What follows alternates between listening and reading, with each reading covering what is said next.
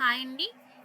ఈ వీడియోలో మనం ఏం చెప్పుకోబోతున్నామంటే, ఈవెన్ అప్లికేషన్‌లో ఏమైనా క్వెరీస్ కానీ వచ్చాయనుకోండి, ఎట్లా ఎస్ఎంఎస్ అనేది సెండ్ చేయాలి చూద్దాము. ఫస్ట్ అప్లికేషన్ ఓపెన్ చేద్దాము. వన్స్ ఓపెన్ చేసుకున్నాక ఇక్కడ మీకు 24/7 సపోర్ట్ అని కనిపిస్తుంది కదండీ! దీని మీద క్లిక్ చేయాలి.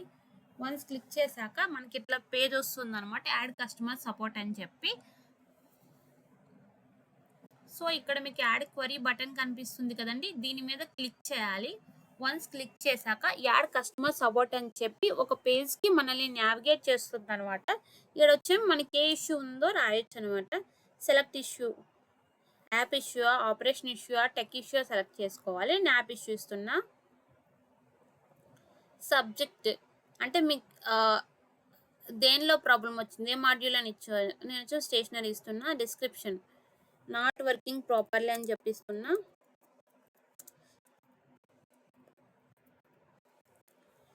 అండ్ ప్రయారిటీ అంటే అదే ఇప్పుడు ఇష్యూ వచ్చింది కదండి, అది హై ప్రయారిటీ ఉందా అంటే వెరీ ఇంపార్టెంటా, లేకుంటే తక్కువ ఇంపార్టెంటా, నార్మల్ ఇంపార్టెంట్ మెన్షన్ చేసుకోవాలి. నేను లో అని చెప్పిస్తున్నా. ఇమేజ్ మీకు ఏమైనా ఇమేజ్ దాని యొక్క ఇమేజ్ ఉంటే అక్కడ మెన్షన్ చేయాలి. నేను నార్మల్గా ఒక ఇమేజ్ ఇస్తున్నా. వన్స్ ఇవన్నీ ఫిల్ చేసుకున్నాక మీకు సబ్మిట్ బటన్ కనిపిస్తుంది కదండి, దీని మీద క్లిక్ చేయాలి. వన్స్ ఇది క్లిక్ చేయగానే మీ క్వరీ వచ్చేమి ఇక్కడ సపోర్ట్ టు visionaryas.com అని ఉంది కదా, ఆ మెయిల్కి వెళ్తుంది అనమాట. సో చూడండి, క్వరీ అనేది సక్సెస్ఫుల్గా సబ్మిట్ అయింది. ప్రయారిటీలో status open, issued attack, description.